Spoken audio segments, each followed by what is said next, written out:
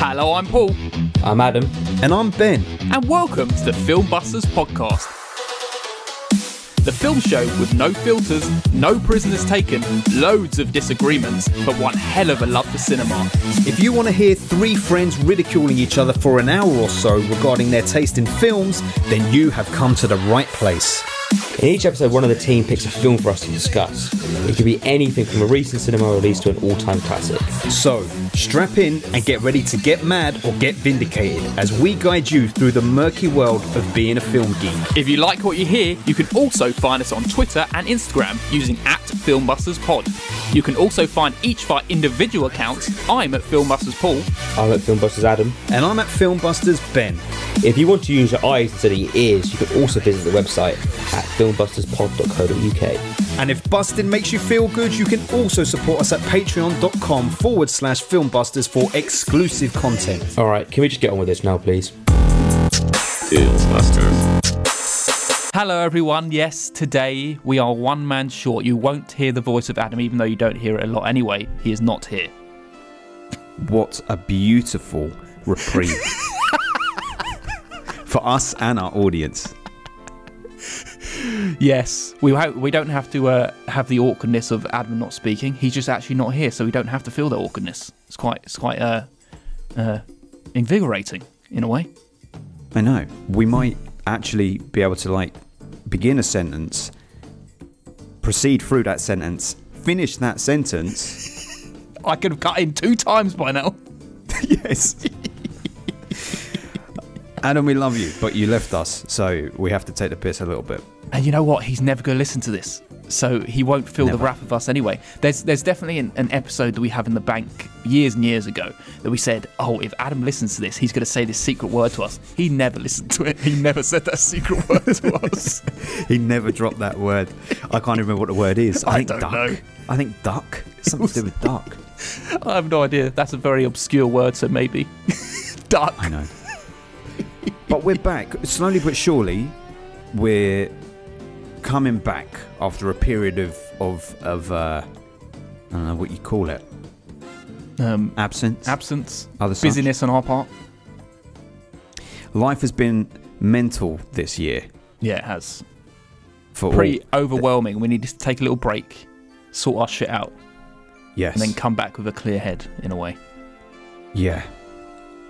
And Indeed. all things... it's been the most challenging year in the history of this podcast, I would say. Yeah, definitely. I mean, we've gone through many years of marriages and births. I know. And it's kind of, this has been the most challenging for some reason. Yeah. There's been just a hell of a fucking lot going on. And now, listeners, we're at the point now where hopefully things will smooth out. But Adam has got a new job. He just started a new job this week, and so he's finding his feet. So we said, listen, get comfortable, get your feet under the desk, settle down. We'll take the load. We'll carry the burden of the podcast for you for a few weeks, and then as you can we do come anyway. Back. Yes. The funny thing would be if the big joke was Adam was actually here the whole time. He's just not speaking like normal. He'll chip in a couple of minutes. We'll see. Maybe it is all a joke. Let's do some wait and find out. Let's find out. How are you, Paul? We haven't done an episode in 3 weeks. How are you? Yes, I'm good, thanks. I'm very excited to get back to doing a podcast again. We started recording. We started sitting down to record about an hour ago, but we've just been chatting this whole time, haven't we? We have. We ain't spoken in a while, so we had to gas and whatnot. Yeah. Very lovely, having a nice little laugh. So, but we still want to give the listeners a bit of an intro rather than throw them straight into the deep end. So let's talk about something interesting, yes. I guess, that appeared in the news today. I don't know if you saw it. Is that Quentin Tarantino has decided to drop The Movie Critic as his final film. He decided he doesn't want to do it anymore. Oh, really? Yep. Oh. I always thought it was a bit of a weird one to use as your final film. I mean, it's very him going up his own arse with the whole movie stuff, but you know what? He's put too much pressure on himself by saying 10 and done. Yeah, I know. Because now, he feels like, I need to make it a very specific film because it's my last one. That encapsulates everything. It should be the Quentin Tarantino universe film. Yeah. Well, yeah, exactly. And he's probably thinking, when he was halfway through doing the pre-production on this movie critic, he was like, "Oh shit, I've just had an idea about this," and he's like, "Do I really think Movie Critic is a better film than this other one I've got an idea for?" Just he needs to get over himself with this whole 10 years and done. Do both, exactly. Do both. I bet I also think definitely regrets it. Yeah, but then just say, "Oh fuck that." Just say, "I'm doing an 11th." No one's going to say. No one's going to be like, "Oh, how dare you!" Yeah, you lied to us. Everyone been making fun of you anyway off the Kill Bill thing, saying that's one film. I know. He may as well just say it was 2 films and be done. Yeah, he'd be like, "I'm not doing it anymore." Yeah, It's done. I think he would have been perfectly happy to go out with Once Upon a Time in Hollywood. I bet he wishes that he'd done that as his last film. That kind of encapsulates, Hollywood, and kind of feels like an end point. But I don't know. I don't know how he's supposed to end this. Just do his Star Trek film he was going to do. Yeah, do your Friday the 13th film. Just do that. That's a curveball. Whatever you do, people are going to criticise as the next move. Like, I'm already sure that I'm not going to like it because he's going too far up his own arse with the movie stuff. So just go and do something curveball. Do Friday the 13th. Do another Death Proof. Don't do that. Death Proof 2. Back from the dead. Man. His performance as that barman was just the worst, just the absolute worst. He can't. The only thing he's ever been able to act well as is Mr. Brown. It's not as bad as the one in Django, right? When he's Australian or something. But at least that he's in it for like 20 seconds. In Death Proof, he's that creepy barman for about 20 minutes. But do you remember? Yeah, I do remember. But he put himself at the end of Django to be an Australian racist just so he can say I know. He can like be racist towards Django. Shut up, black. Shut up, black. It's like, what are you doing? Oh man. You could just imagine him writing that in his little office, and then he's like, "Racist cowboy says, shut up, black. Shut up, black." You can imagine him saying it out loud in his office. He's like, "I might play that. I can do this line. I can do that line, Jan." Oh man, forget him. Forget him anyway. I'm. Do you want to know how I'm doing with my international balance of films at the moment? Yeah, go on. So I've watched. I should really do this in an end of month wrap up, but I always forget to do it, so I'll tell you here. Yeah. I've watched 62 films. 44 of them have been foreign language, so I need to watch 10 more to hit my quota of 75% foreign films. Oh, very good. You're doing well. It's hard. It's very hard, but I'm enjoying doing it. And I'll tell you what my learning is, right? I'm not going to be preachy about it because there isn't something to preach. I'm not going to say foreign film is better because it's not. It's the same. There's some shit and there's some good and there's some great. But the thing that I'm enjoying about it is just the variety. I'm enjoying having a variety away. And I'll tell you what is exciting for me. It's making me excited about watching the occasional English language film, which before I was kind of in that machinery of, okay, I'll check that out and that and that and that and that. And you just get jaded. But now, when I get to watch an English language film, I'm like, oh, this is quite an event. Yeah. It's almost like what watching a foreign language film was before. Mm. You make it a big one, or you make it multiplicity. Exactly. That's the thing. The podcast is your thing that's kind of holding you back because you get all these British or American films, and it kind of dampens your progress. That is why we have been not recording as many episodes this year, because I'm just not wanting to sabotage my progress. Let me ask you a question: would you count a rewatch in the same year of the same foreign language film as another foreign language film? Do rewatches within the year count? This is you, mate. You got to decide. I don't think they should count. What your heart tells you. I don't think they should count because I could cheat. Then I could just keep rewatching Godzilla, Shin Godzilla, or something. You know, you could do, that would be cheating. That's cheating. Can't do it. I mean, you've said it out loud, so I feel like it's cheating. Yeah. In your heart, it's cheating. Yeah. It's a shame because they're going to put Godzilla -1 onto Amazon Prime, and I would love to watch it again. I need to watch it. No, you'll enjoy it very much. You're allowed to watch it again, mate. Oh, I've got to count it. It's I like, know. I really want to watch it. I know.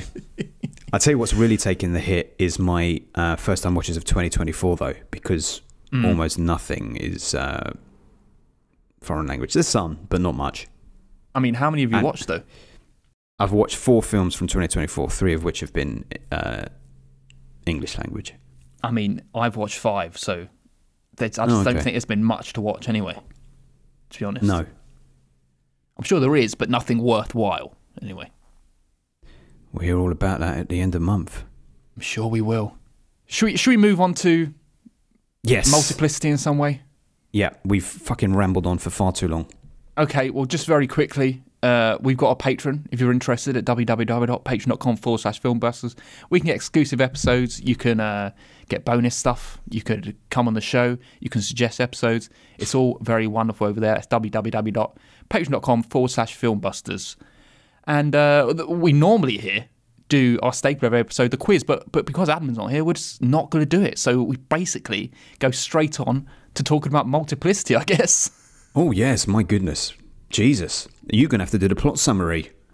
I'll do a plot summary if you want. You should. Let's do it. I guess you've been under a lot of pressure lately. But when you talk to me like that, I think you mean it. And it hurts me. You know, something is happening lately.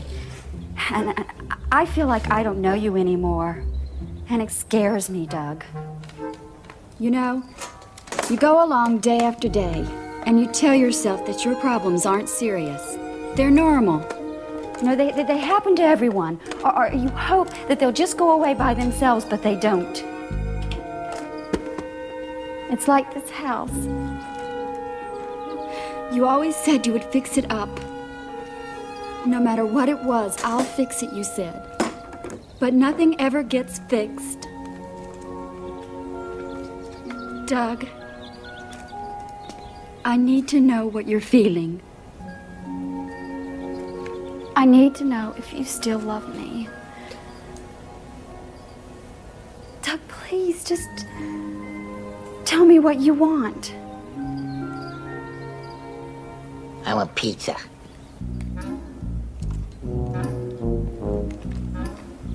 What? I want pizza. Give me some pizza.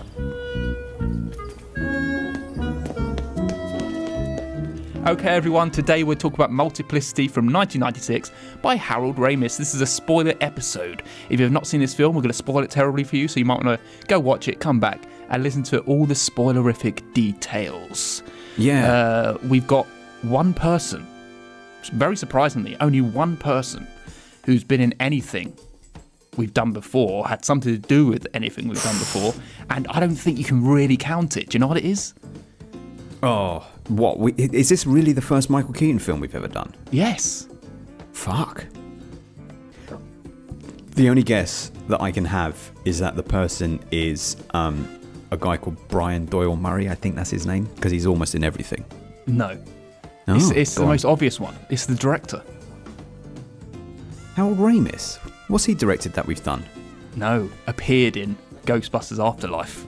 Oh, right, yeah. You couldn't even count it, could that's you? What I said. Even though he's literally in the cast list, but it's like, not really. So yeah, that's interesting. I mean, does that count as a performance by him? His family authorised it. I guess it does. That's why I wasn't too sure if we could count it, but he's in the cast list, I guess. In the credits, yeah. Does he come up? Harold He's Ramis? on Letterboxd, yeah. Well, shit on me. Shit on me. Right, Shit normally, on me. Adam, you got to That's speak the Crow. now. Shit on me. Have you seen The Crow? Yeah. I have know not the guy- a long time ago, though. The guy who runs the jewellery store, he's a nasty piece of work, slime bag.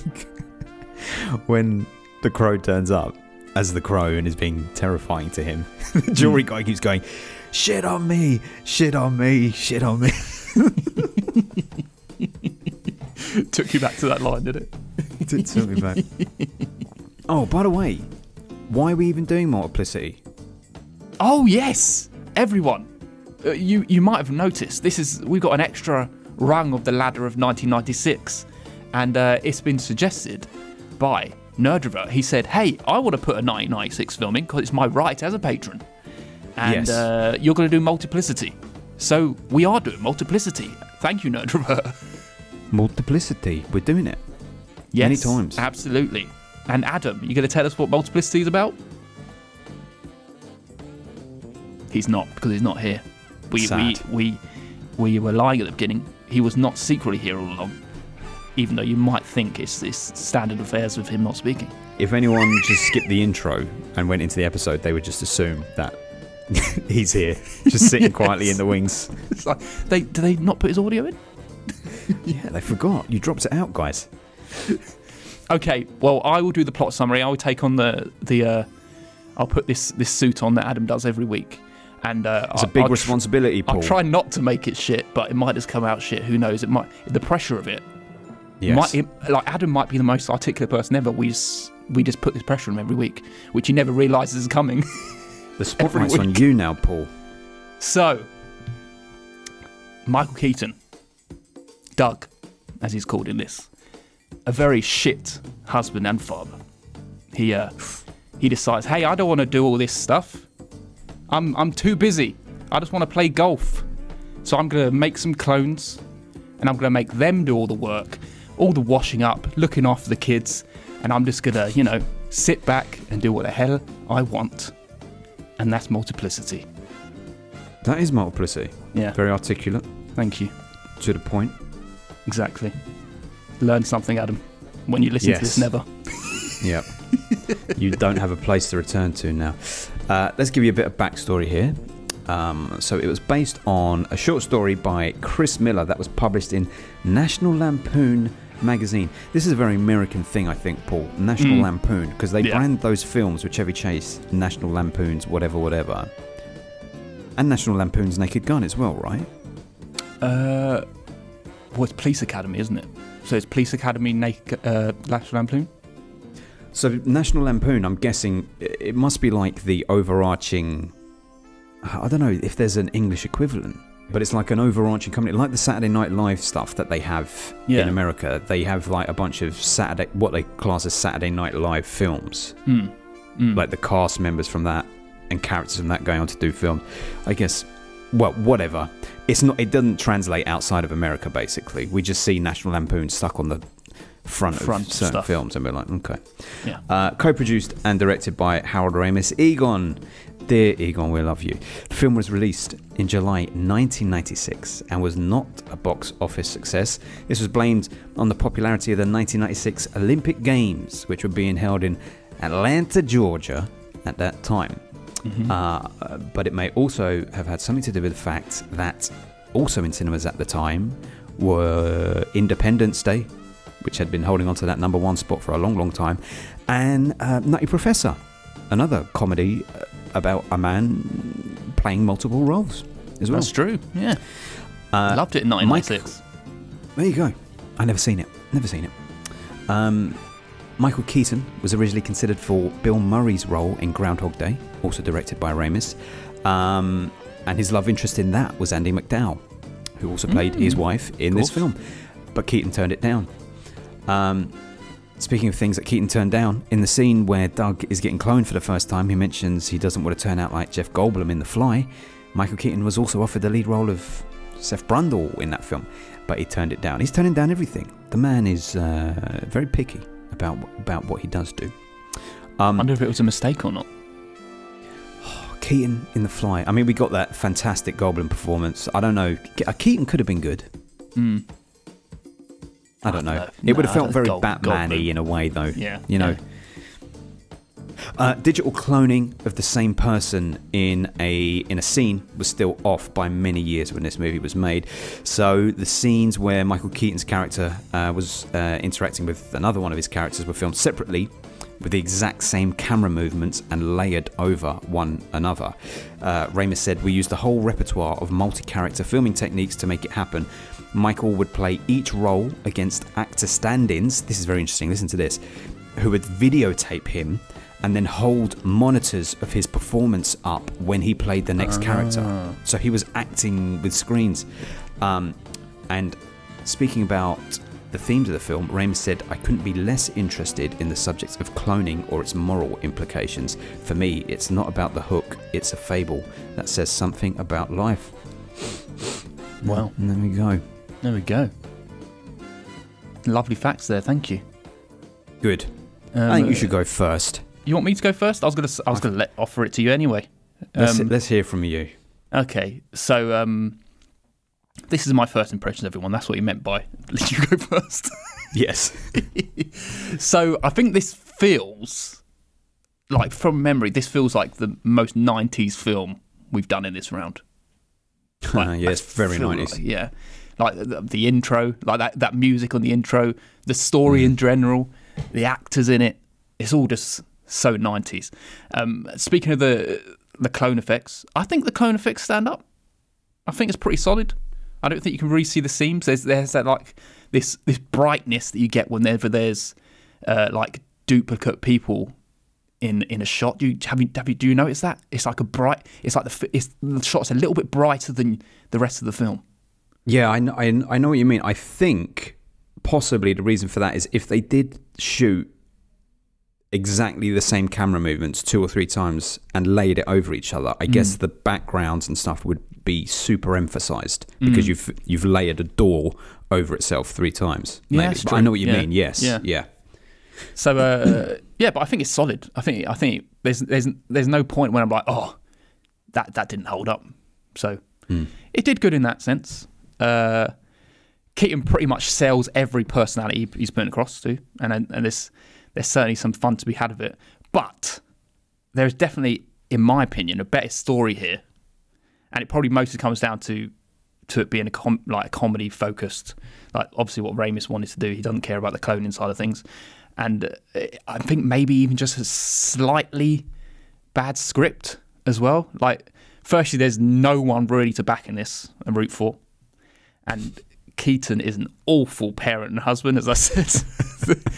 I think the script was missing a story beat as well that was supposed to tell us why each Doug had different personality traits, because all we knew and what we were told is that they're all perfect clones of each other. Yes. So it makes no sense that we get like a dumb one, an effeminate one, a butch one. And also like I think for me the real interesting thread here would have been who's the original Doug, as it was like pretty well played when we first introduced the clone, and I thought, oh, that's a good little thread. I don't know which one's which, right?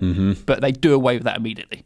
But I guess that's just not the story they're trying to tell here. It's just a comedy, and the fact that these identical clones would just be okay to just never have a relationship with their wife again, or like love working all the time. Not be the one who's playing golf all the time, or why one of them just forgets how to be a labourer, and how one person's salary is enough for a family plus 3 others. It has holes in, and that probably goes more towards me not truly going with the idea, but it was a fine old time nonetheless, and that's my first impressions. Okay, mate, let me tell you this. First of all, I couldn't agree more with some of the points that you were saying there. I have them down as points of my own, so we are very much on the same page largely. Here's what I 100% agree with you on. There was such a wasted opportunity in not having a clone mix-up, like where you don't know if you're seeing the original or a clone. The fact that they revealed the 2 behind his ear, you think, oh, that's going to pay off later. Yeah, it doesn't, does it? They show it once, and what? His wife never sees all the clones have a number behind their ear, and it never pays off. Like you could have had a great moment where you think you're following the main, and then all of a sudden the camera pans and you see a number behind the ear. Wasted. Agreed as well. Why do they have different personalities? That's never explained. Agree completely. Why are they happy not to be in the marital beds? Like, if they are clones, they should, like, if I'm a clone of myself and I don't realise you pretty much got to imagine it's you, because they were so adamant that it's the same person. Exactly. So why do I suddenly, I don't love Jenny anymore, I'm just going to bring some hookers back and party up. and start smoking, even though I quit smoking. Anyway, that and also I think, well, we'll talk about the thing about him being a terrible parent or husband, because I think that's where you and I can have a bit of a debate on stuff. But one thing that I think, I enjoyed this film. First of all, let me say that I enjoyed it. I watched it back when it came out, and I had it on VHS, and I haven't watched it in like 20 years. So revisiting it was kind of a bit of an eye opener, because I was like, this film is not as good as I remembered, but it is still good. And the N-word nostalgia has lent a lot of done it a lot of favors for me personally, because I remembered a lot of things. But the one big wasted opportunity I think here is that, in a way, which I never thought of in the past, in a way, this film could have been better if there was only ever one clone, and you dealt really with the issue of a man who is like, if I could just copy myself and have one guy doing the work stuff and one guy doing the home stuff, I could be the home guy, he could be the work guy, I could focus on what's most important. But that idea has legs for me, because you can complicate the water and muddy the water, because you could have a man who's at home and he's spending a lot of time with his wife and kids, and then he's like, this is great, but actually I need a bit more purpose than just doing this. And vice versa, the guy at work could be like, this can't be all there is to life. Like, why am I working? You're only working so you can provide for your family and do things and whatnot. But that all got muddied up. And by creating this third and fourth personality, the original Keaton, he doesn't do really anything for his family. He just goes on golfing things and goes to the basketball and goes on a boat. So we miss that trick there. But I think there's some stuff for us to unpick there a little bit more. Overall, Keaton's performance is wonderful. He's doing a Sam Rockwell before Sam Rockwell did it, and that's to his credit. He's doing it more times than fucking Sam Rockwell did it. I love the layering. I think the layering is superb. I love the fact that, I was reading into it, multiple times they had to have a stunt double do something and then Keaton literally replicate it. You know the scene where Keaton is pouring Coke into a glass for the stupid one? A stuntman did that, and then Keaton had to come in and exactly match the pour. So pour in exactly the same amount of Coke and have the stream exactly pour where it poured when the stuntman did it. And Keaton was getting so angry because he couldn't do it. But things like that are very cool. Imagine that's hard, You just wouldn't do it that day. I think some of the times the jokes land. More often than not, the jokes land, but not always. And it's a bit light-hearted and a bit easygoing, as opposed to something like Groundhog Day, which is like a comedy, but it's also got some philosophical depths there as well, which this one doesn't really have too much. The Andy McDowell character is a bit of a problem for me, because I think that she's kind of a strong character, but also she's super weak. There's a time where she's like, I'm going to go back to work. I want to go back to work. It's like she's got to clone herself, the way it keeps flipping back to us. Yeah. Like she could told something one scene, and then next she's like, oh, I'm fine, I just want to sleep with you now. Yeah, well, yes, that's true. She was totally like, oh, I'm just going to be seduced by you all the time. But like, she is saying, I'm going back to work. I was doing very well in my job. But she has to ask Keaton's permission. And when Keaton goes, okay, go back to work, she's like, oh, really? Do you really mean it? It's like, you're undoing the strong woman character there, because you're like, she should just go, I'm going to go back to work. You stay home. But rather it was like, oh, can I? Oh, you mean it? I can go back to work? Oh, thank you. It's like, fuck that. Just be strong and say, I'm going back to work. We need to do it. Anyway, I'm getting into the weeds here. No, I completely agree.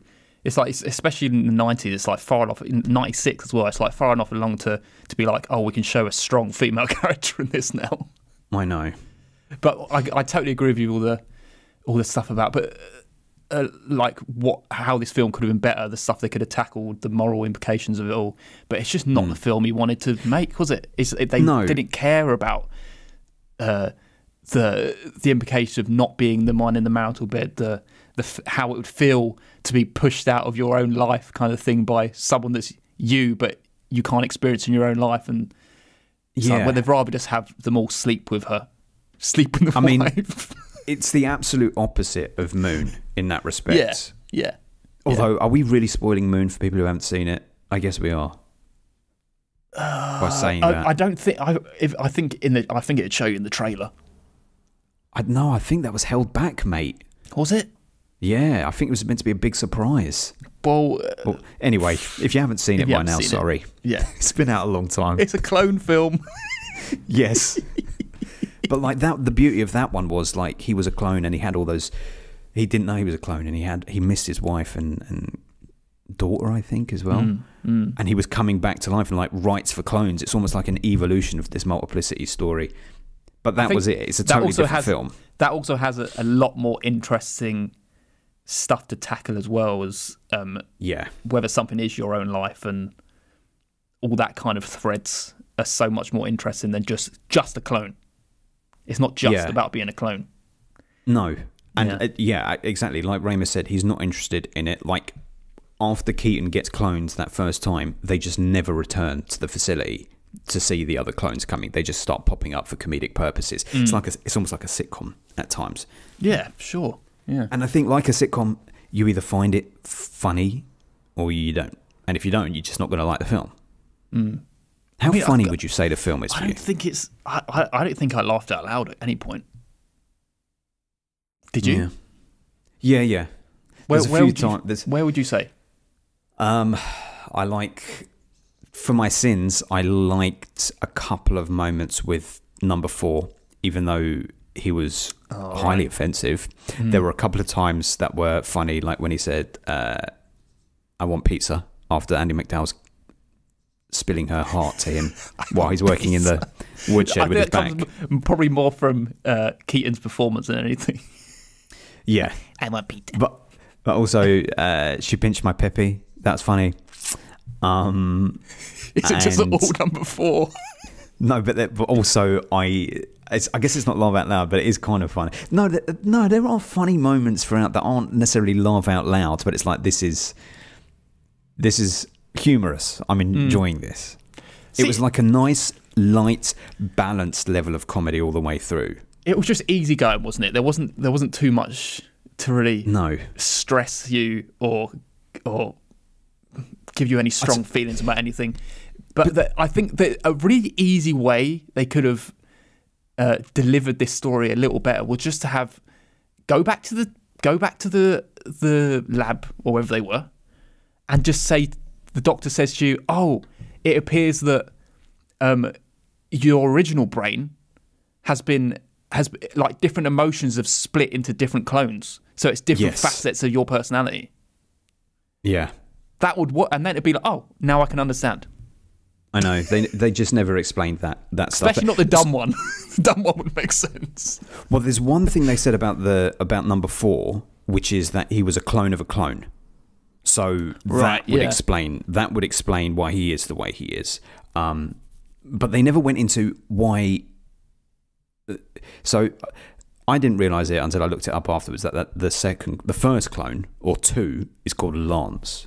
So Lance is number 2, Rico is number 3, and Lenny is number 4. But Lance, when he first comes out, when Lance first comes out, he is just Keaton. He is Keaton, the same. He's the same Doug, but then he quite quickly deteriorates into this sort of like loutish, gruff one. Because the doctor says like, from now on you get your own experiences, right? And it can kind of make sense if it's like you've been pushed out your own life.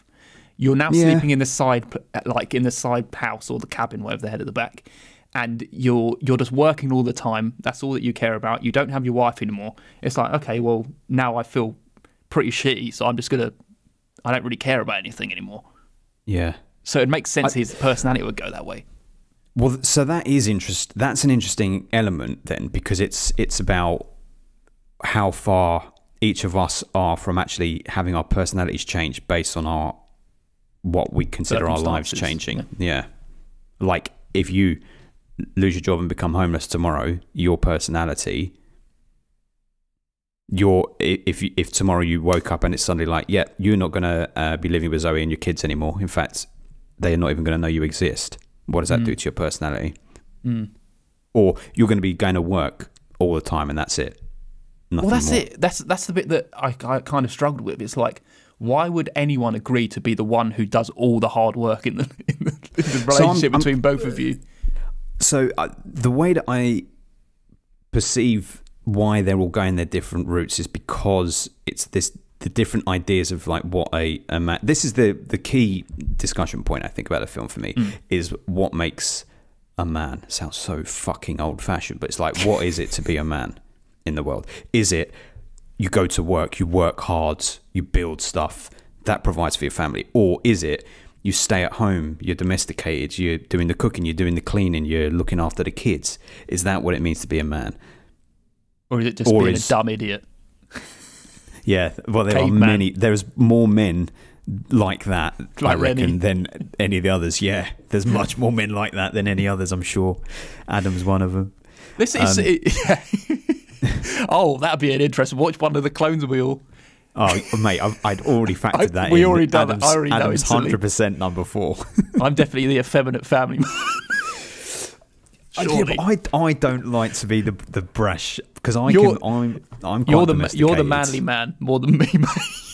Do you know what? This is the beauty of it, mate. The 4 Keatons, the only one that you really want to be is the original Doug, because he was a bit of all of that, and He has all the that's facets. point. Exactly, that's the point. Nobody wants to be fucking working all the time. Nobody wants to just be at home, because it's like, well, what else are you then?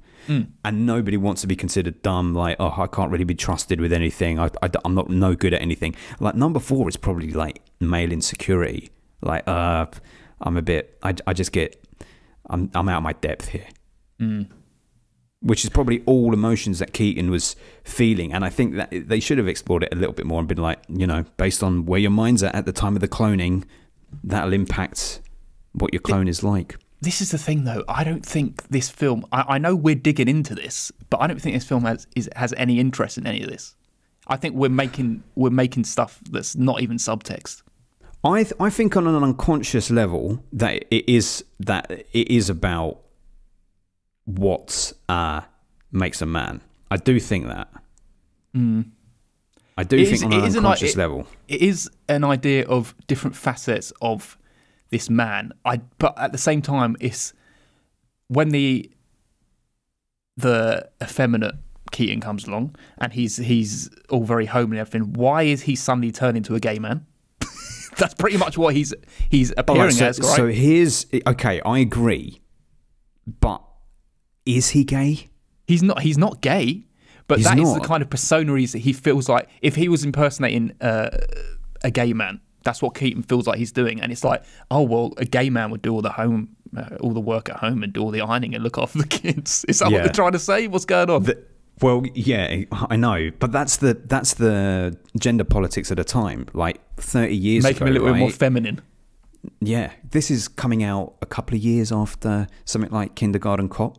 And Kindergarten Cop, you put in that butch masculine man in the role of a diminutive, typically female kindergarten teacher. So it's kind of like pushing men into these more feminine centric roles. It's the way the world must have been turning at the time. Well, that works better though, doesn't it? Because he's out of his depth and he's this like very manly man. He's trying to deal with this kind of situation where this is they've just created a feminine man, and they think, oh, that is the only way you can really go about being a house husband.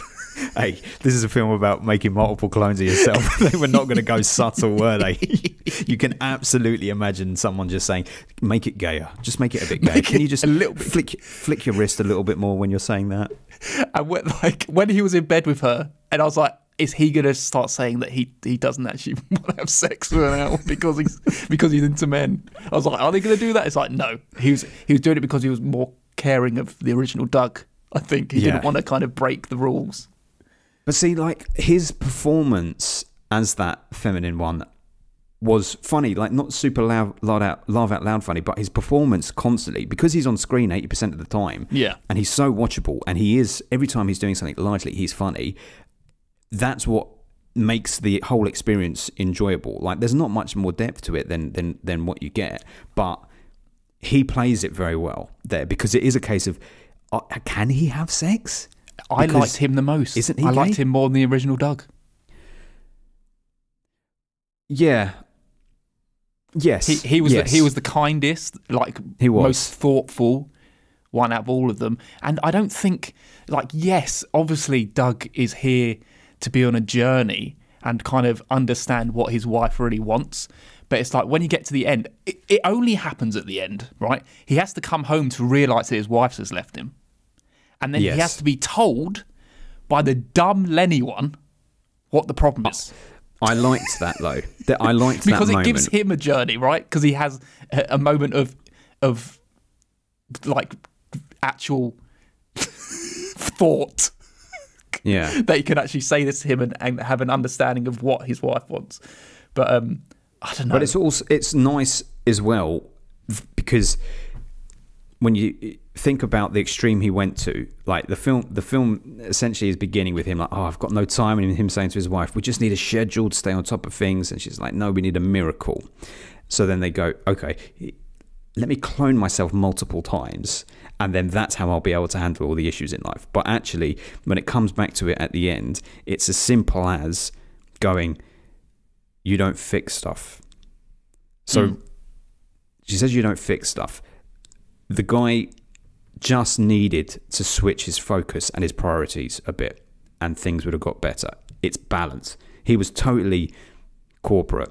He was fucking not even corporate. He was a slave to the job, and he had no time for his family. Not through choice, but because he was just letting it consume him. All he needed to do was switch focus and go, do you know what? Fuck it. I need to be focusing on my home life a bit more. I need to put some more love. I may be exhausted from work, but actually when I go home, I do need to mow the lawn, or I do need to put that door up rather than have something else be the focus.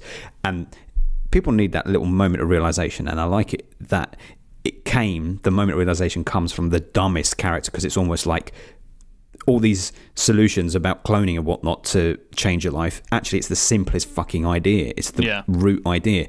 Just focus a little bit more on the things that are breaking at home. See, I don't know if they truly deliver it though, because Doug, at first, he seems like he's trying to do it for the betterment of his own family. Like, yes, he has someone working all the time, so he can be at home with his family. And it's like, yes, he's going to the football games, and then he's becoming the coach, and then he's doing stuff for his wife. But then he suddenly has no interest in any of that, and just wants to go play golf and go sailing without his wife, doesn't want to take her. And it's like, is this a good person? Yeah. So I also wrestle with exactly what that means, because okay, he's allowed a little bit of that. Yeah, of course. If you've got clones, Yeah, you would a do little that, bit, wouldn't of you? course. You would be a bit like, okay, well, me and you hate golf, but if it was Adam, he'd absolutely be out on that golf course. Of course.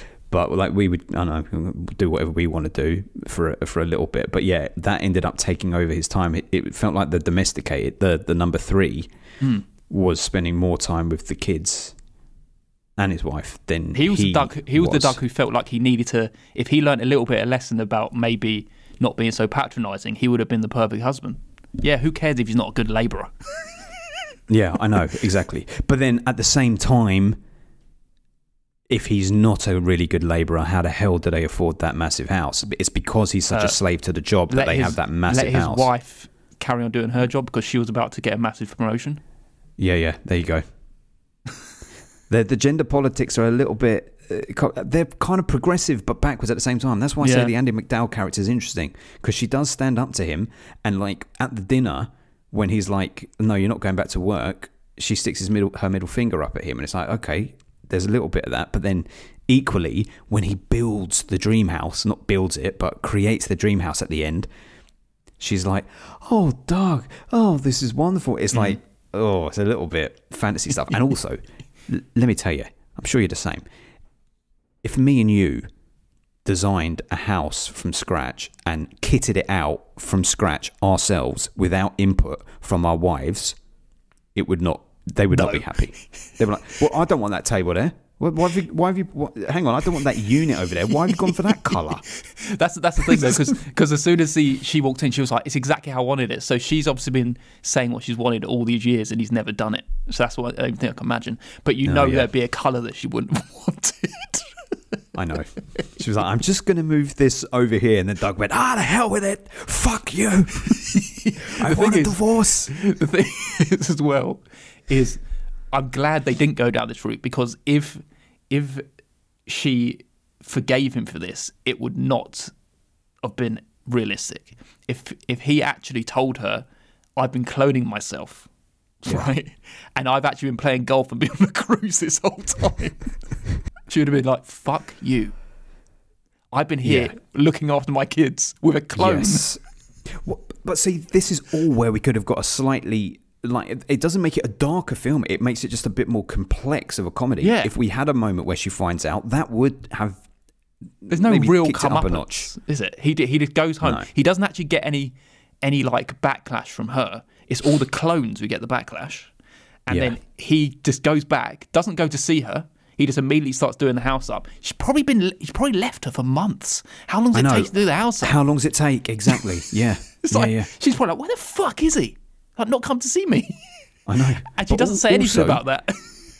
How the fuck, considering they're struggling financially, right? Which they point out, how they got that big house? There's a totally different time. It's true. In American movies, particularly, they've got someone who's like, "Oh, I'm struggling to pay the bills or whatever. I'm really struggling with work." How have you got this massive mansion? How have you got this side house? 2.4 children, side house, yeah. Several cars. Sell that to someone and rent it out. I know. And he's like, I'm going to set up business myself. He's like, "Yeah, easier said than done, mate. Go ahead and try that. I'm going to fix some mailboxes." You had no money. How you could do this? Oh, man. This is the thing, though. It's I think because it broaches very kind of moralistic subjects. Yes. It urges you to ask those moral questions, and when it's not eager to actually broach any of those subjects, like, "Oh, really?" It's like, you're not going to even tackle that a little bit. You're just going to... He obviously, I don't know, maybe he just softened, but like, because Groundhog Day has that edge to it. It has that edge to it because it is dealing with... That's why I think Groundhog Day like pervades and is still shown in cinemas and on telly quite often, is because it is like a quirky central premise, just like this, something that's unbelievable but happening with comedy, but with like a real philosophical core to it, which is like, the only way you're going to get out of this rut is by coming to some sort of realization and discovery about life and yourself. That's how you get past today. That's how you embrace tomorrow. Whereas this didn't really have it. It was just like, "Oh yeah, I better stay at home." But it didn't need to have it. And I'll tell you, because of how shit things have been recently, personally, watching something like this was perfect. Arguably better than watching something like Groundhog Day, because sometimes you do just need, and I don't mean leave your brain at the door, as Adam sometimes says, but sometimes you need something that doesn't need to go too much deeper and beyond. It just is what it is, and have a good time. I would say if this was 90 minutes rather than almost 2 hours, it is a bit long. Would be great. Yeah. It's too long. It's too long. We could have done without the boat stuff entirely, I think. Yeah, unnecessary. It doesn't do anything other than make you think he's a piece of shit. And it gives you that time away so that the clones can do the dirty on him, basically. Yes. Which could have been done in one night. While he's away. All of those scenes went on for far too long as well with the sex stuff. And also, it was uncomfortable that she slept with the Lenny one. Yeah. And she's like Jenny said, it's like still sleeping with a child. Again? And it's like, no. And also, and the uncomfortable bit is that she's treating him like a child at that point. Because she's going, "Oh, come on, you're all wet. I can't believe I let you go outside. Poor baby. Come here, baby, come up here." And then she's just going to see him with a hard on and suddenly change up and be like, "Ooh." I know. And then Lenny's turning around to the clone in the shower, like with a little like, "Look what's about to happen to me." I know. So, if they hadn't cast Keaton, if they'd cast like who's like a typical 90s comedian that if they couldn't have got Keaton for this, they would have gone, okay, let's go with. I'm trying to think if the film would hold up if it didn't have Keaton doing it. Like, if you haven't got Keaton in a comedy, so we can't get Keaton, let's go for, I don't know, who was the big 90s guy?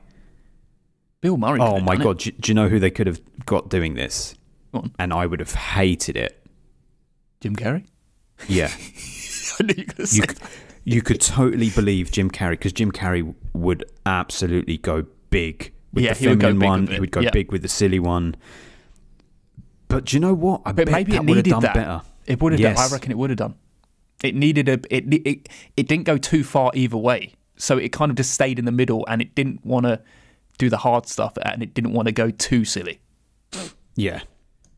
I like that Ramis likes to do these sort of films, though, that are like set in reality, but with a central premise, like Groundhog Day and this, and I know he didn't direct it, but like the Ghostbusters, like the real world, but there's ghosts.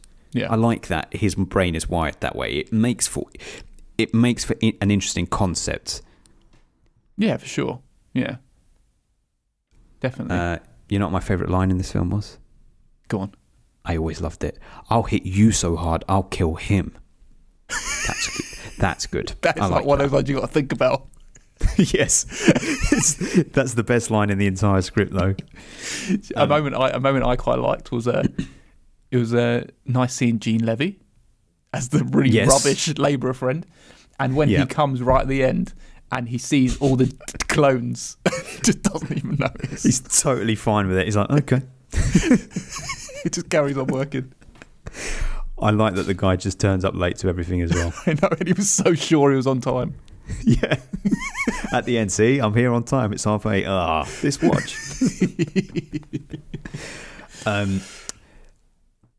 Did you... So, there is something in this called the $1 Million Miracle Beer Can Toss, which is... and if you still got it, play it back. As I said, Michael Keaton had to match the actions of stuntmen, but there was one that was going to require digital thing. So it's when the original Doug introduces 2 to 3, just before he brings 3 in, 2 throws Michael Keaton a beer. Yeah. And Michael Keaton catches it. Yeah, I remember that. Yeah. When Michael Keaton did it, he had to replicate what the stuntman did, but he replicated it so perfectly that the beer can matched it completely, so they didn't have to go and do a bunch of digital trickery for that scene. Oh, wicked. And Ramis says that it saved them $1 million on the film. If you can believe that. $1 million. It saved them $1 million. I think it's very clever. Not only that... Yeah, it definitely holds up.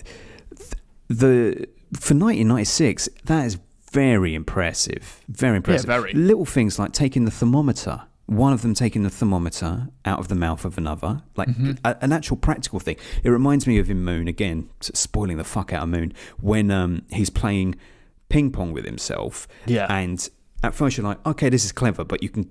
obviously, it's just 2 sides. They've just split the screen and the ball is maybe digital. But then he comes across around the table and like pulls the hat off him. And it's like, how has he done that? Yeah. It's very clever, isn't it? But they had moments like that in it. When they're all shaving, they're all standing side by side shaving and looking in the mirror. I thought, now that's clever. Because even if you're using layering... Very hard shot to make, yeah. So all of that's impressive. That all of this sort of stuff boosts it. For me, like, there's a lot of flaws with this movie. A hell of a lot more that I noticed on this rewatch. But for me, the comedy is gentle enough and nice enough to be enjoyable throughout. Michael Keaton is absolutely brilliant in all the performances and is very, very watchable. And it has this interesting, quirky premise. All those 3 things tick the box, and you get what you paid for. Yeah. Once you're told the premise, with all those points. you get exactly that.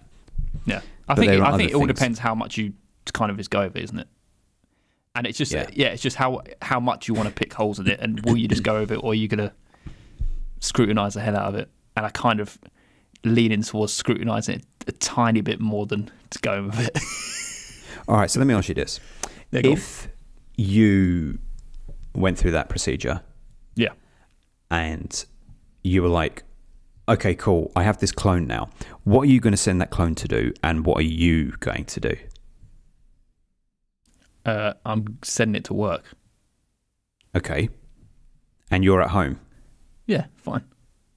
And Zoe would love that.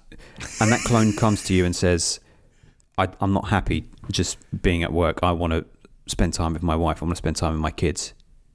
I will say, I'm the master. Well, go on. Imagine your clone is saying that to you now, like It is horrendous because sincere. It could never happen. The moral implications of that is horrible because you created a double of yourself. So you know that person loves your kids and your wife and probably wants to sleep with your wife. And I do not want to clone myself because it's not me. Yes, it might be a clone of me, but it's not me. But in this world where you have that clone and they're saying, I want to sleep with my wife and see my kids, please. I kill that clone. There you go. There you go. There is a TV show on Netflix from a couple of years ago, Living with Myself, I think it's called, with Paul Rudd. And it's exactly this. It never even occurred to me that it's exactly this. That, actually, yeah. It's just cloning himself. It's definitely this is why it's very interesting, but they never really go down that route. Like it could really be an interesting kind of concept. But then it is, and it was Moon. That is the evolution of it. It's like, okay, if you don't want the comedy version, here's the brutal fucking reality version.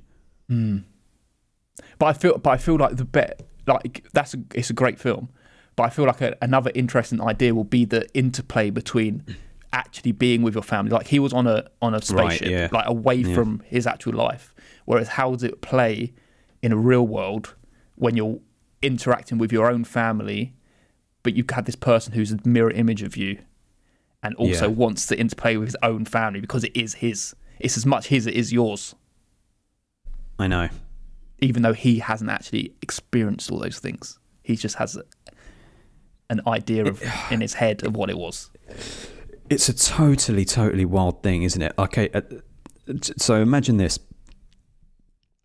You say you would never do it because of the moral implications.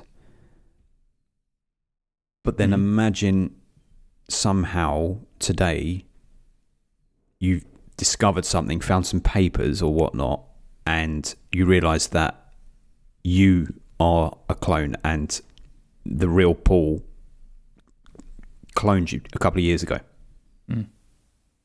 Great and you idea. are the clone. Yes, keep me alive, please.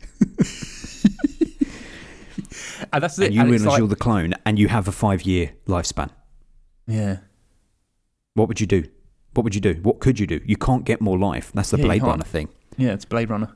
But what would you do then? If you knew, feeling all the emotions you have, you love Zoe, you love your kids, you love your life, but it's all going to go because it was never yours to begin with. It was the original. Am I also interacting with my life and I never knew like what's happened to the original? The original's around. The original's like doing while you're working and whatnot. The original's doing all sorts. But how have I only found out? Because he's struck a perfect balance. So Zoe's thought I was home this whole time, but I actually just come home. Yeah, I don't know. I haven't thought too much about it, but you found out that you've only got 3 years to live. But everything that has come before, you did experience in a way. This you could just lay this fact of giving yourself a death sentence, and you're gonna try and live your life to the fullest. But I'm still in love with Zoe, and I want to spend time with my children, and I want to watch them grow up. So I'm not just gonna say and fuck that original says, I'm sorry, now that you know you're too much of a risk to everything because I've managed to keep the truth from Zoe and your kids. I'm not going to let you fuck up my family. You either go now forever or I'm going to kill you. I kill him. So I kill him. Okay, so you kill now I'm going the original to jail. Paul. No, but imagine not. Imagine you kill the original Paul. Yeah. And you manage to cover it up, but then what that means is Zoe and your kids, you either tell them or you don't that they've only got you for 3 more years and then you're gone. and you actually that's killed a hard one. their real husband and father who could have been with them forever. See, now you're making me feel bad. That's But interesting, isn't it? This other guy wanted to kill me, you know.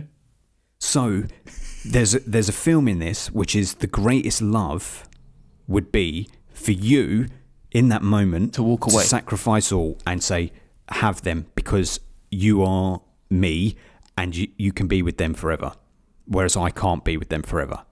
That's true. And I want us all to be together forever. That's quite beautiful. That's more beautiful than me murdering myself. But they didn't do that in Multiplicity. They just went, oh, she pinched my peppy. I want pizza. I want pizza. Oh, boy. But that was Well, there you Multiplicity, go. baby. That was Multiplicity. Yeah, open up a big can of worms. This film has There you no go. care to explore. I know. Go and watch Moon. If you want that, people, go and watch Moon. Yes. Yeah, defo. Do you want me to give my rating? Yes, I think I know which way you'll go. Let's hear it. I'm going for a 6.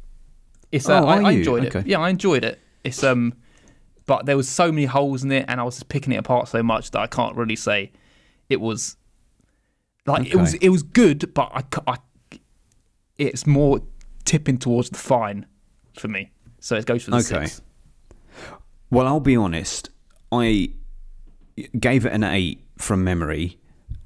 When I watched it the other day, I was like, if I was watching this for the first time now, it would be a 7. Good, but that's it. But because I remember it so much from the past, and because rightly or wrongly, I don't know, it feels nice and lovely. It is an 8. That's fine, mate. It's an That's all emotional good. 8. It's an emotional Yeah, 8. yeah. I can- So I can- what? It's an I can emotional groove 8. with that. Give me Jim Carrey's version. I'll like it a bit more. You would love it. You would love it. I wonder if that is the truth. Like, if you couldn't get like casting agencies and shit, if they were like, we can't get Keaton, who else do we go for? Jim Carrey was probably like Harold Ramis would have gone. No, he's too big for it. Like the He would have performance got be too Murray, big. mate. He would have been like, Do you oh reckon yeah, I'd Murray, get my mate Murray. Could Murray do a feminine Murray? I guess he could. Yeah, he could do it. He could do stupid Murray. I think you would get the same kind of feel as this film was, where Jim Carrey would be a totally different film. Yeah. Mm. Trying to think of other Keaton replacements. DeVito would be funny. Danny DeVito would be funny. Like, you could imagine, like, in a twins style thing, like you could imagine him as an architect working hard. I'm just trying to work and bring the money home, babe. Okay, no girl of mine's gonna go to the office. And then he clones himself and he gets the workaholic. He gets the effeminate one and he gets a super. Danny DeVito could work. Danny DeVito, would you have a what's the name as the wife? Rhea Perlman, his real life wife. Get his real life Yeah. wife. Yeah. Although I heard they split, which is sad. Recently, Aw. they've been together for like decades, They man. have. They seem perfect for each other. Mm. Breaks my heart. All Straight right, up okay. 7. So what do we do? What do we do without Adam? Do we just it goes basically we place it go to without the him? sevens. Yeah, we go Okay. to the sevens and we see where we go, but it can't Okay. go anywhere if we both butt heads basically. All right, so Thesis. So it has to be better than Thesis for me because I gave Thesis a 7. You're going to say Thesis is better for sure. Thesis is better, so it goes to the bottom of the sevens straight away. Fine. There you go. So Adam said he was going to record his thoughts and send it to us. He didn't. Never did. No, Never did. You're not hearing Stupid any of Adam. liar. What a liar. What a liar. But I think I'm going to go out on a limb, right? Let's imagine Adam was here. Adam gave Thesis a 7. I reckon he would give this a 7, and I reckon he would say, yeah, I'll go for this. So let's imagine he said this was better than Thesis. It would then go up against Kids Return. For me, Kids Return is better. And for Kid you, Return's better. Yeah, so it it's won't either get far. above or below Thesis. Yeah. Adam needs to tell us. Yeah, basically. That's an all right placement. Yeah, It's an all right placement. yeah. How I'd imagine it'd go. And also, this is the one final line about the message of Multiplicity is we all wish that we had more time and more hands so that we could focus on more areas of our life and whatnot, but none of us get that opportunity. We only get one shot at life. We only get one body, and you got to decide what you want to spend your time doing, who you want to spend it with, and what's going to be your focus. It's all on any you. time with your family is time worth spent. Unless you hate your family, in Unless which you case hate them, don't spend time don't spend with it. them. Yeah. Just like Michael Keaton before he realised. Yeah. I hate making my kids dinner. I'm going to go play golf. I know. How do you If get I all was this money? Mark, How do you get all this money to clone all these people? Like, why is this doctor I know. just cloning anyone without any money? That doctor's just doing it all for free. He's a very generous doctor. And do you know as well, right? Do you know at the first clone he was like, "Oh, amazing, right? Perfect, like perfect clone." When Yeah. Lenny comes along, what is he saying to that person? He's like, "Yeah, just take him. It's fine. That'll be Just all right, take him out of here, yeah. You got to strap it up to a catheter. You know that Lenny was on a catheter. Yes. They Abomination. didn't show you that bit. Harold Ramis was like, I'm not interested in the details. We don't care about the doctor anymore. Yeah. I mean, Well, that there you is go. like, that is 100%. This movie does not get made today. 100%. No, It does not get made for many reasons, but numero uno, it offends too many people. Yeah. There is no way you get that number 4 character. You definitely don't get the number 4 character now. You almost certainly don't get the number 2, even though he's not gay. It's a caricature of a gay person.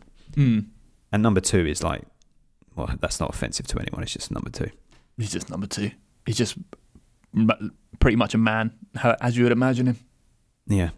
Got to say, got to shout out, the poster for this has always been cool as fuck. Is it All the the one- Michael Keaton's Yeah, hugging yeah. Andy McDowell. Yeah. That's good. That's a quality poster. Very good. Very, very good. That's Multiplicity, everyone. Thanks, Nerd Revert. Multiplicity. Do you want to hear Nerd Revert's thoughts? Oh yeah, man. I didn't know that we had them. Let's hear them. We do. He's bang in the middle of us. He says, I'd say 7 out of 10.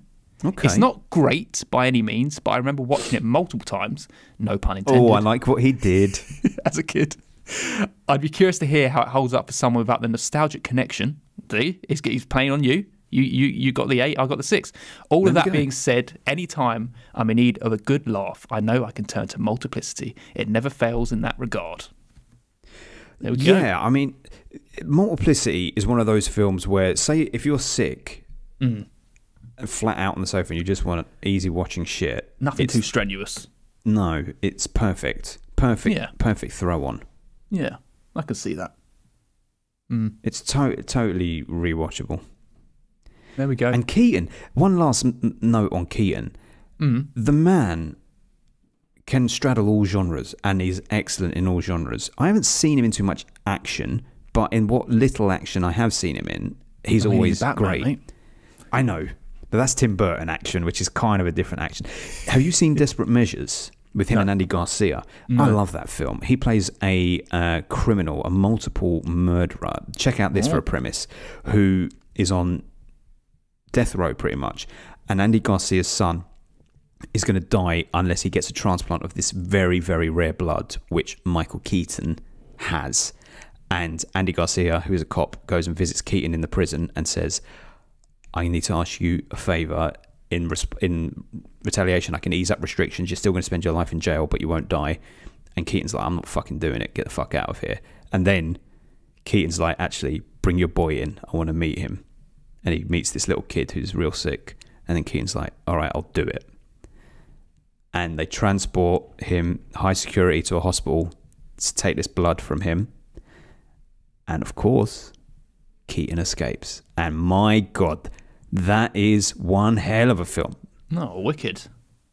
I thought One you were hell going of to a say film. that he like possesses the kid or something. No, it's not horror. It's like a thriller. It's not really an action. There is action set pieces in it, and Keaton's in it, and he's great at what he does in it. But Keaton is wicked. badass in that, man. It's a great film. You should absolutely that- watch add that. that to the You would list. enjoy that. You would Yeah. enjoy it. And it's Lovely Andy stuff. Garcia around the time that he was in Black Rain as Lovely. well. That Love kind that. of Andy Garcia performance. Does he get a good haircut in it? Yeah, he has. He's a better haircut than in Black Rain. Similar. It's great. It's very Beautiful. good. Beautiful. So Nerd Revert 7 added to the score. It doesn't change anything. It's still in the same placement on the list. Of course. So yes, you were exactly on the average mark, Nerd Nerd. Nerds. You were on the average love you, mark, nerds. nerd. You nerd. The other thing I've got to say is that actually Multiplicity is the weakest of like Harold Ramis's run, because he did Groundhog Day, followed by Multiplicity, and then he did Analyze This. And Analyze This is, I love it. Yeah, it's a good one. Good one.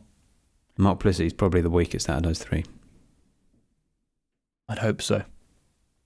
Wonderful stuff. Thank you, Nerd Revert. That was a great talk about Multiplicity. Cheers, Nerd Revert. We appreciate that. Should we talk about kind of what we're going to be doing next? Yeah.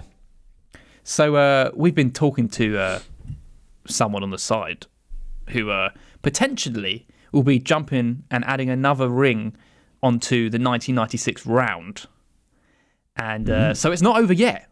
We haven't finished 96. We're just going to tag another film in the end. And it's going to be someone who's never been on the podcast before, we believe. Yes. Yes, so it's all pretty exciting. We haven't nailed down a date yet, but we expect it to be recording soon, fingers crossed. So Very it will soon. most likely be the next episode. And yeah, That'll very be our exciting. last film in 1996. It will be. It will be, yeah. And then we will have done 6 films from 1996. It's a big round, and it's so never ending that we're just going to add more films onto it. Yeah, if we just never want to leave this year. And then we're going to have so many to pick from for our best character, best quote, best thingy. Exactly. Might as well add another one in. Will anything beat "I'll hit you so hard I'll kill him"? I don't know. Know. We'll have to if it find can out, be won't we? beaten. We'll have to find Can out. you remember? Can you remember any lines from Evita? God, that feels such a long time ago. Oh, I can't believe that's even in the same year. We started Evita. We recorded Evita at the very beginning of February, if I recall. That's fucking nuts. Can't believe we've been Yes. going for so long. I know. And then we'll be going to another year after that, but we'll Yes. hold that back. That's for another time. Another So time. yes, that's the next thing we're going to do. But before we wrap up the episode, let's talk about what our patrons been watching for the past week or so.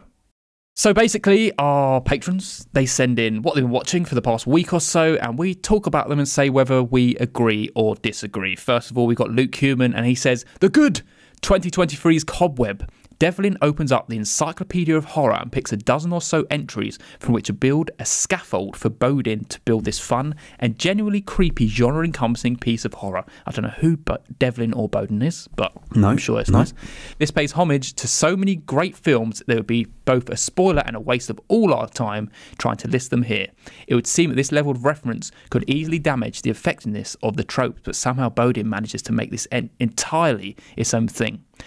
Kaplan and Starr are wonderfully cast and pitch their performances at the perfect level to sustain the mystery and tension. So while they're essentially nothing new here, events are put together with such an understanding of horror convention that it's difficult not to feel both nostalgic and refreshed all at once. Cobweb. I know the poster, haven't seen it. I've heard the name, know nothing else beyond it. Yeah, but sounds interesting. I still know nothing about it based on what he said, though. Yeah. He also says the bad 1993's Nowhere to Run. Van Damme's attempt at a moody western falls sadly flat. No surprise. He may look better than he ever has on screen, but has very little to do and barely throws a punch, let alone a kick. The plot is tried and tested, but there's not enough innovation to keep things interesting. Always nice to see Ted Levine yeet a small child, though. Well, there you go. If you're going to watch it for anything, that's what you're going to do.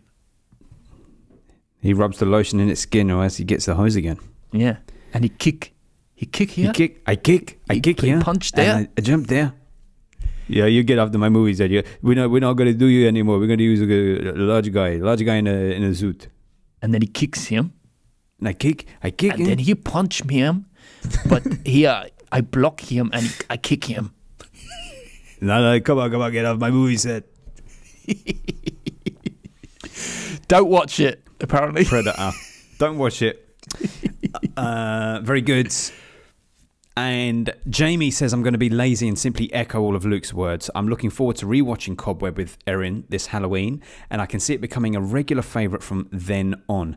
Nowhere to Run was simply watched to keep up with the latest episode of For Your Reconsideration, which I can only assume was the same for Luke as a fellow listener of the same pod. Why else would you put yourself through a rewatch of this?" We do not stand for the promotion How dare you promote third-party a podcast that I listen to on my own podcast? How dare you, Yes. Jamie? Even though I like that podcast. So do I. It's perfectly fine to promote them. I'm more Yes. than happy for you to promote them. Thank you both. That's very good. And if you want to become a patron, you can become a patron at www.patreon.com/filmbus, as you can become a patron just at the likes of Luke Bennett. You can also join Francis Ciberini. You can join Steve and Mark from Movie Drone. You can join Brent from Home Video Hustle. Motherfucking hustle. Motherfucking hustle, just like the hustle that Luke Human's got, who's also a patron. He's been hustling. So has Sean Birthday Boy Panda Nicholson. Happy birthday, Sean. And Mr. Nerdriver, the star of the show, he's also a patron. So, you know, if you want to join him, you can join him. You can join him. You can also join the other patron who's the star of the show, who sent us down this 1996 winding path, Julio.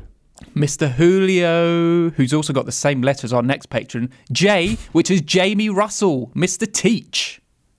Mr. Teach, who gathered with all his co-hosts, Movie Jewel, in London recently. Delightful to see them all together, wasn't it? So great. Lovely. Truly lovely. And finally, you can go and see Dev Patel's best friend, Katie and Oti. Absolutely.